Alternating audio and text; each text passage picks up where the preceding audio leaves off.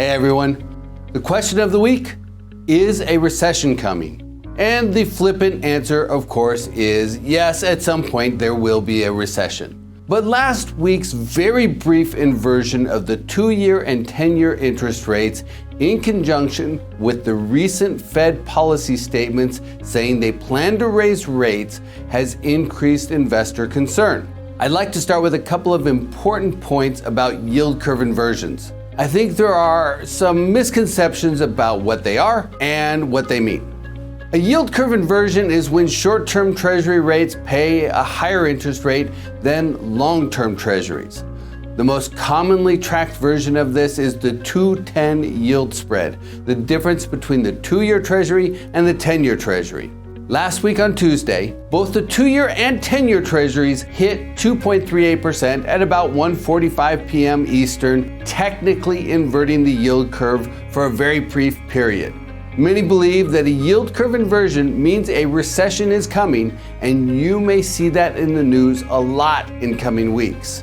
But I need to point out that an inverted yield curve is just one indicator, and it's not bulletproof.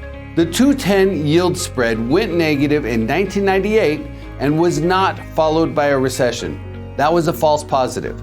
Now, instead of the 2-10 yield spread, a lot of economists prefer watching the spread between the 3-month Treasury and the 10-year Treasury. This has the benefit of having a longer historical data set to work with, and it takes more pressure to move 3-month interest rates higher than 10-year rates. So it's theoretically a little bit more accurate. Even so, there have been 2 false positives when the 3-month rate went higher than the 10-year rate and no recession followed, once in 1967 and another in 1998.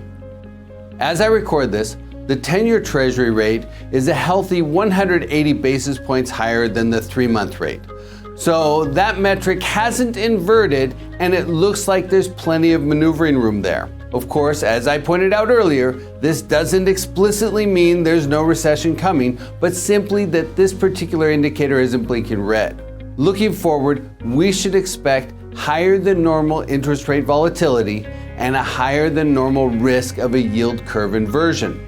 That's because the Fed is grappling with very high inflation, and they've announced plans to raise interest rates a total of 7 times this year. That will likely increase pressure on short-term rates like the 3-month Treasury, and that will likely increase interest rate volatility, potentially causing inversions. This will probably be in the news a lot in the coming months, but what's it mean for investors? First, don't get lost in the news. Yes, a recession is probably out there somewhere, but don't get too focused on it. Second, the next recession won't be anything like the last 2. The pandemic recession or the financial crisis. The drivers are completely different. Third, the next recession, when it comes, will likely be comparatively mild, more like the recessions of the early 80s or early 90s. Don't forget, the economy is really strong right now. Unemployment is comparatively very low, and savings is at an all-time high. That will help mitigate recessionary pressure.